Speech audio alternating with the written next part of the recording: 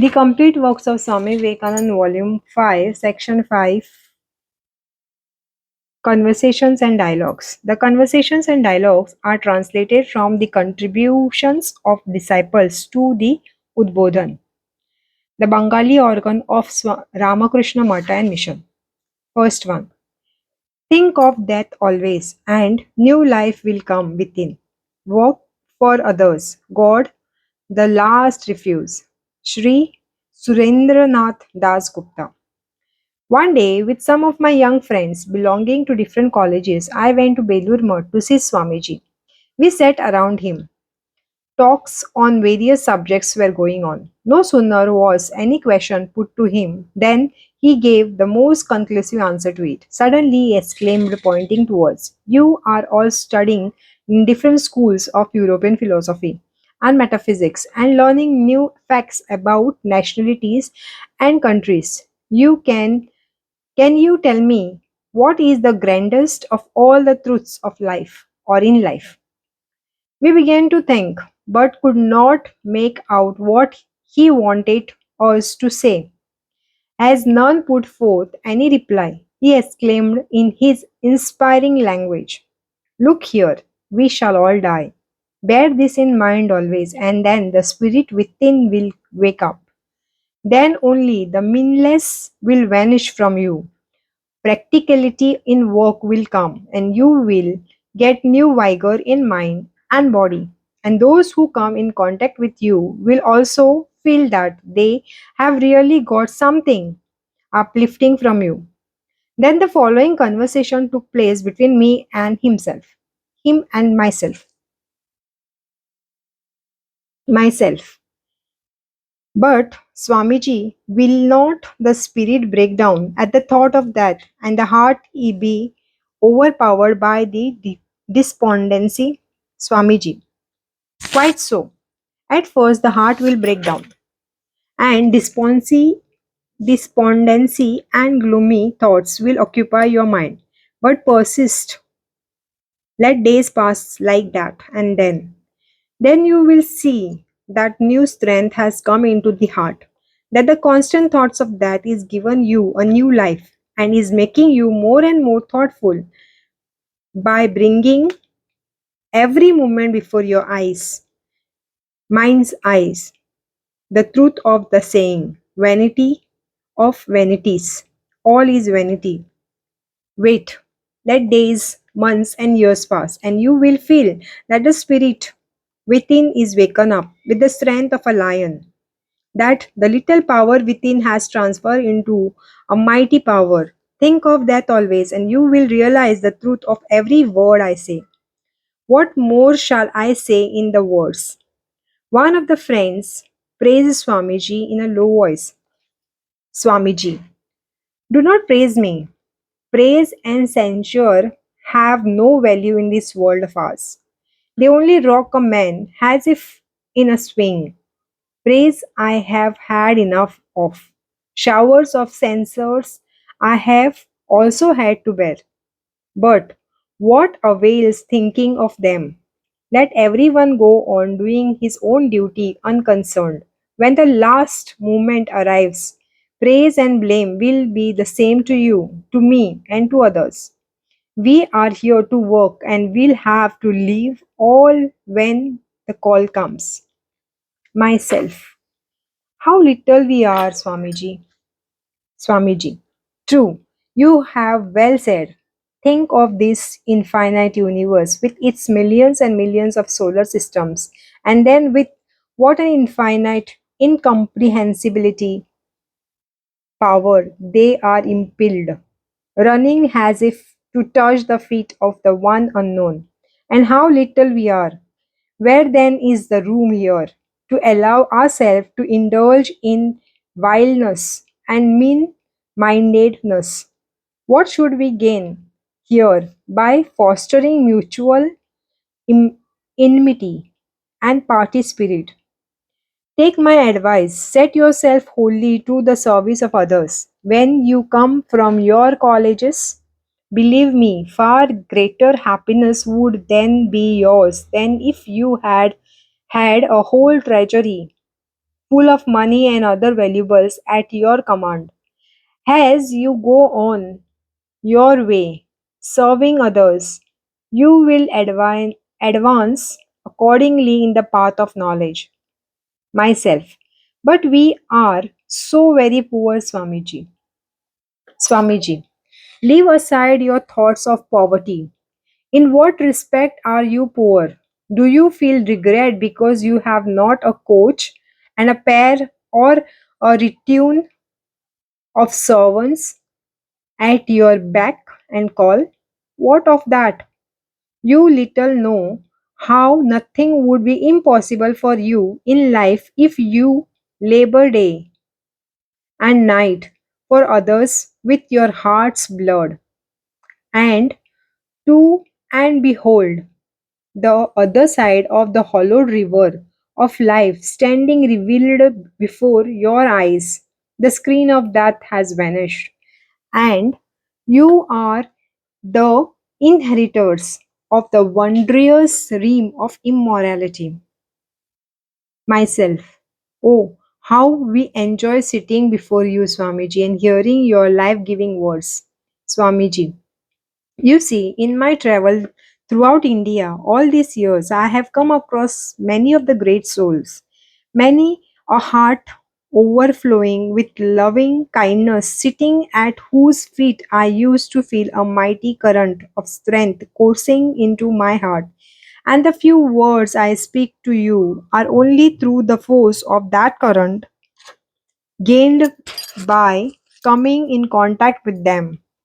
Do not think I am myself something great myself, but we look upon you, Swamiji, as one who has realized God. No sooner did I say these things or these words than those fascinating eyes of his were filled with tears.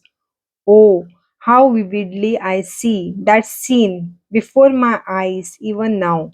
And he, with the heart overflowing with love, softly and gently spoke, at those blessed feet is the perfection of knowledge sought by the Jainis. At those blessed feet, also the fulfillment of love sought by the lovers. Oh, say, where else will man and woman go for refuge but to those blessed feet?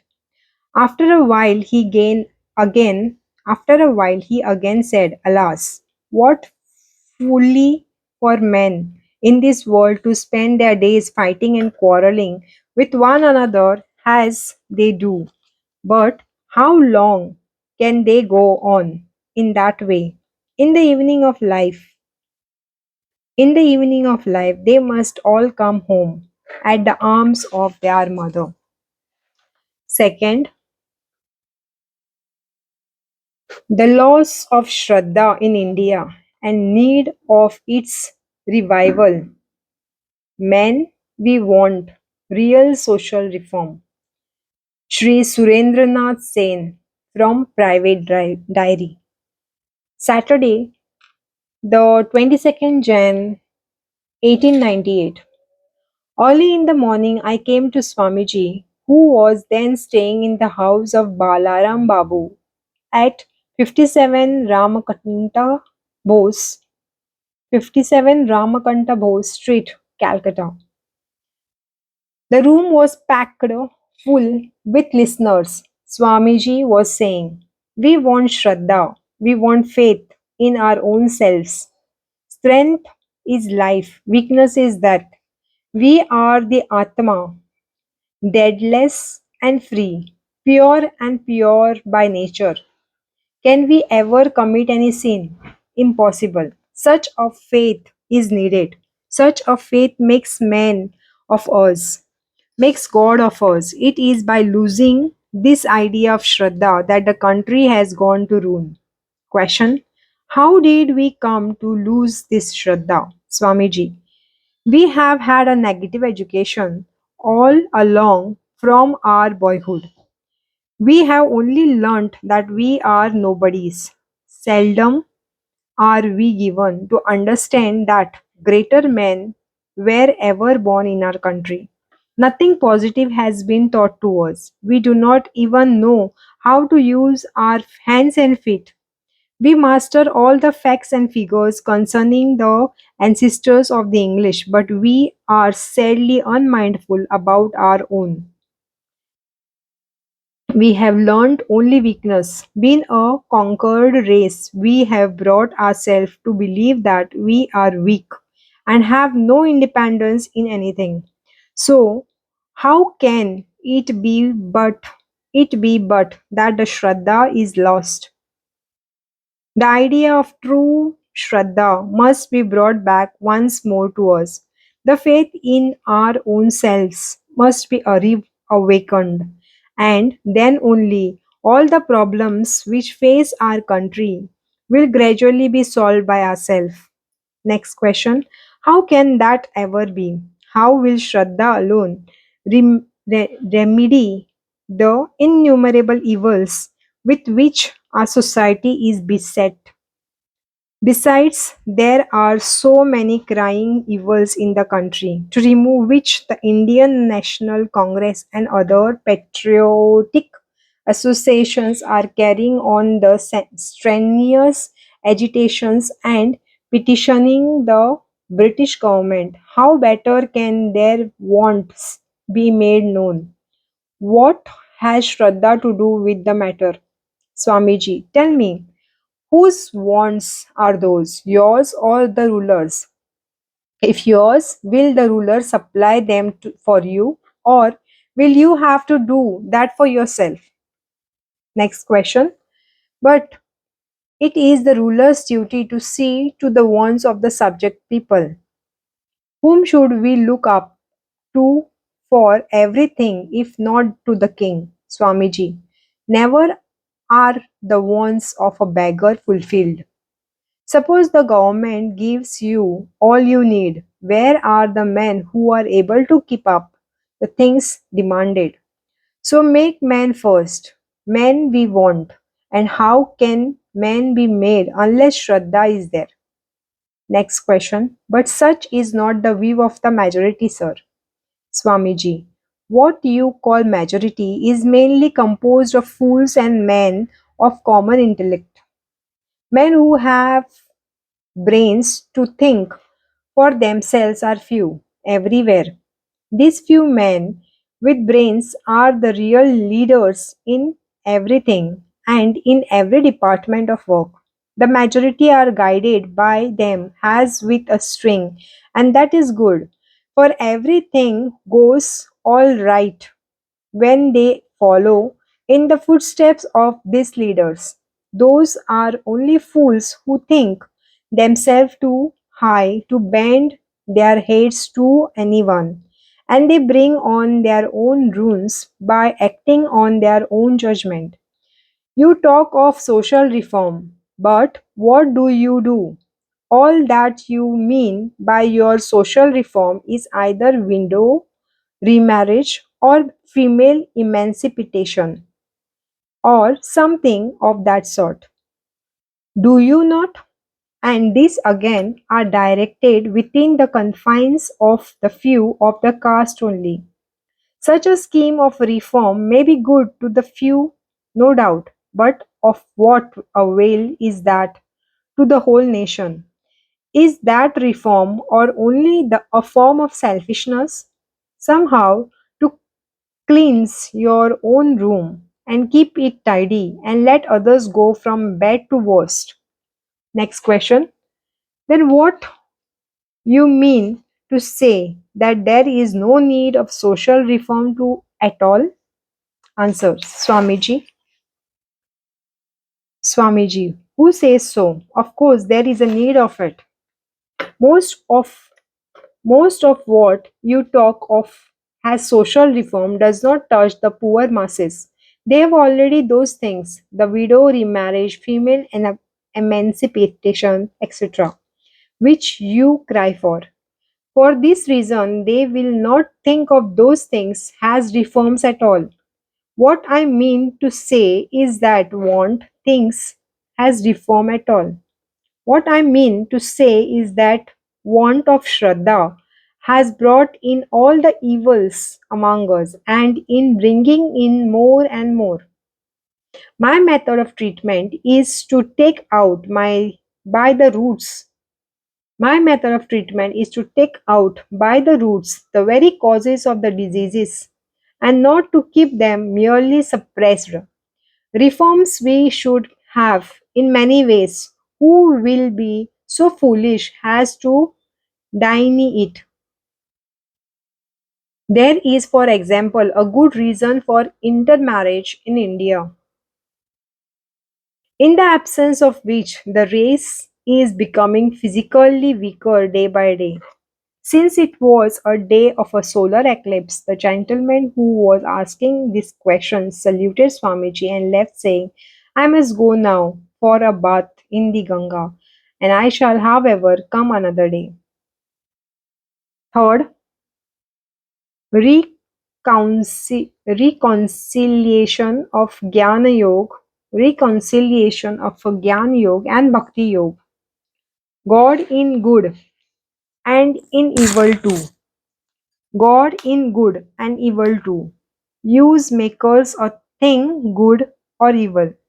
Use makers a thing good or evil. Karma, creation, God and Maya. Shri Surendranath Sen from Private Diary. Sunday, the 23rd January 1898. It was evening and the occasion of the weekly meeting of Ramakrishna Mission at the house of Balaram Babu of Bag- Bhagad Bhagad Bazar of Bag Bazar. Swami Turiyananda, Swami Yogananda, Swami Premananda and others had come from the mutt. Swamiji was sitting in the veranda to the east, which was now full of people, as were the northern and the southern sections of the verandas. But such used to be such used to be the case every day when Swamiji stayed in Calcutta. Many of the people who came to the meeting had heard that Swamiji could sing well and so were desirous of hearing him. Knowing this, Master Mahachaya whispered to a few gentlemen near him to request Swamiji to sing, but he saw through their intentions and playfully asked Master Mahasaya, what are you talking about among yourself in whispering? Do speak out. At the request of Master Mahasaya, Swami now began in his charming voice the song.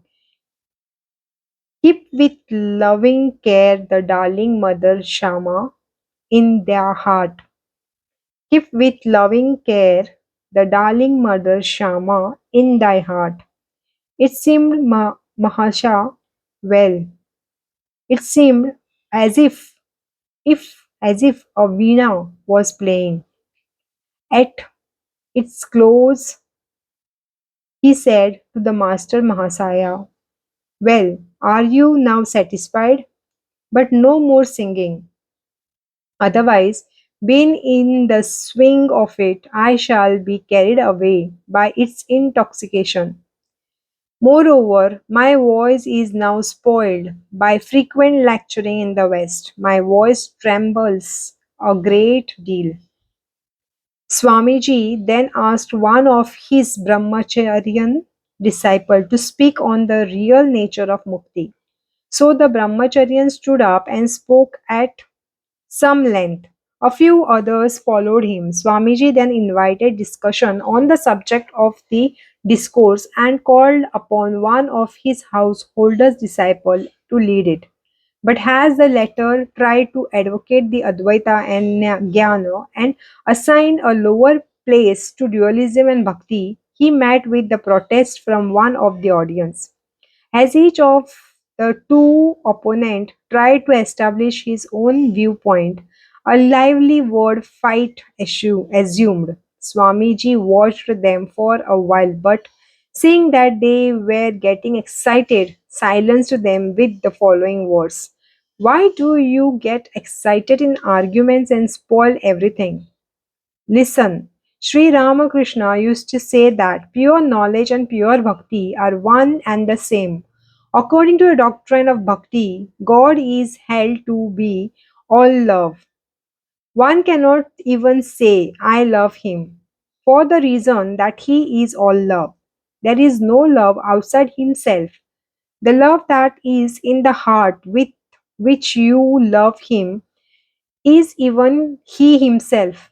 In the similar way, whatever attraction or inclination one feels drawn by are all he himself. The thief steals, the harlot sells her body to prostitution. The mother loves her child. In each of these two is he. One world system attracts another. There also is he. Everywhere is he. According to the doctrine of Gyan also, he is realized by one everywhere. Here lies the reconciliation. Here lies the reconciliation of jnana and bhakti. When one is immersed in the highest ecstasy alone, the idea of duality ceases, and the distinction between the devotees and his God vanishes. In the scriptures on bhakti, five different paths of relationship are mentioned, by any of which one can attend to God, but one can another one can very well be added to them. The path of meditation on the non-separateness or oneness with God. Thus the bhakta can call the Advaitin bhaktas as well, but to the but to the non-differentiating type. As long as one is within the region of Maya, so long the idea of duality will no doubt remain. Space time causation, or name and form, is what is called Maya. When one goes beyond this Maya, then only the oneness is realized, and then man is neither a dualistic nor the Advaitist. To him, all is one. All these different that all this difference that you notice between the bhakta and jnani is in the separatory or is in the preparatory stage. One sees God outside and the other sees him within. But there is another point. Sri Ramakrishna used to say that there is another stage of bhakti which is called the supreme devotion or parabhakti. That is to love him after becoming established in the consciousness of Advaita and after having attained mukti. In it may seem paradoxical, and the question may be raised here: why such a one who has already attained mukti should be desirous of retaining the spirit of bhakti? The answer is the mukta or the free is beyond all law. No law supplies in his case, and hence no question can be asked regarding him. Even becoming mukta, some, out of their own free will, retain bhakti to taste retain bhakti to taste of its sweetness. Next question. God may be in love of mother for her child, but sir, this idea is really perplexing that God is even in thieves and the harlots, in the form of their natural inclination of sin. It follows then that God is responsible for the sin as for all the virtues of this world. Swamiji, that consciousness comes in the stage of highest realization when one sees that whatever is of the nature of love or attraction is God. But one has to reach that state of to see and realize that idea for oneness in actual life. Next question. But still, one has to admit that God is also in the scene. Swamiji, you see, there are in reality no such different things as good or evil. They are merely conventional terms. The same thing we call bad, and again another time we call it good, according to the way we make a use of it. Take, for example, this lamp light. Because it is burning, we are able to see and do various work in utility.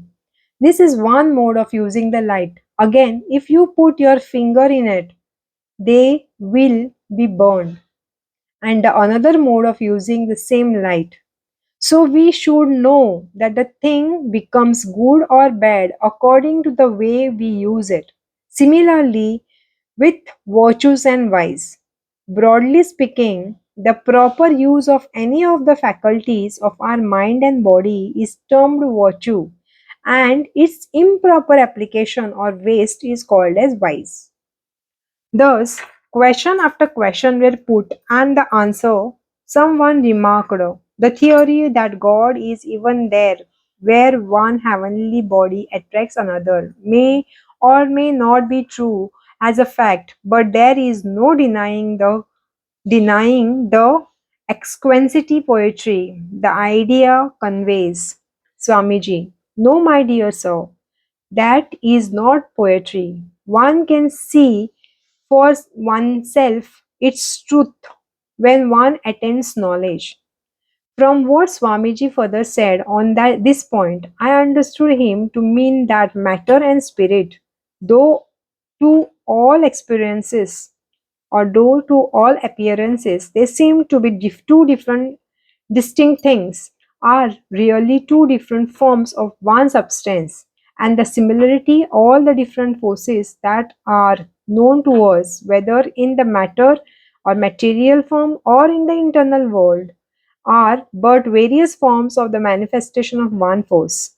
We call a little matter where that spirit forces is manifested less, and living there where is shown, and living where is shows itself more. But there is nothing which is absolute matter at all time and is all condition.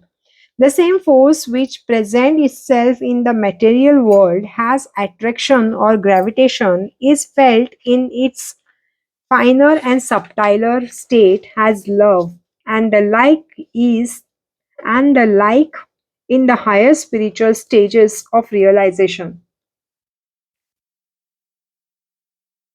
Next question. Why should there even this difference relating to individual use? Why should there be at all these tendencies in men to make bad or improper use of any of these faculties?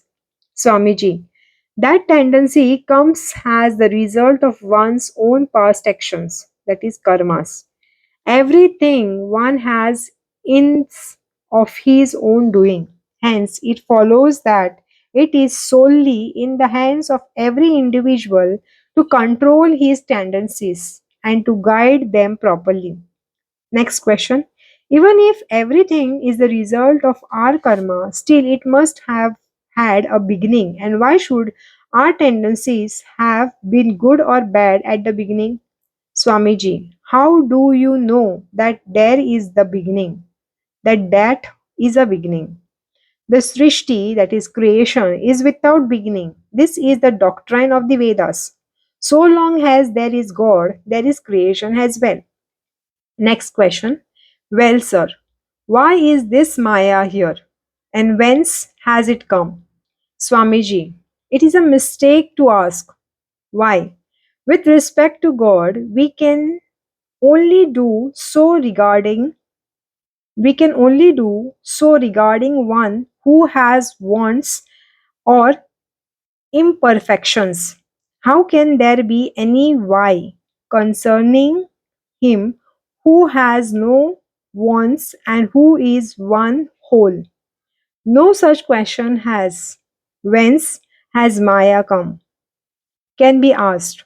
Time space causation is what is called Maya. You, I, and everyone else are within this Maya, and you are asking about what is beyond Maya. How can you do so while living within Maya? Again, many questions followed. The conversation turned on the philosophies of Miles, Hamilton, Herbert, Spencer, etc. And Swamiji dwell on them to the satisfaction of all. Everyone wondered at the vastness of his Western philosophical scholarship and the promptness of his replies. The meeting dispersed after a short conversation on miscellaneous subject.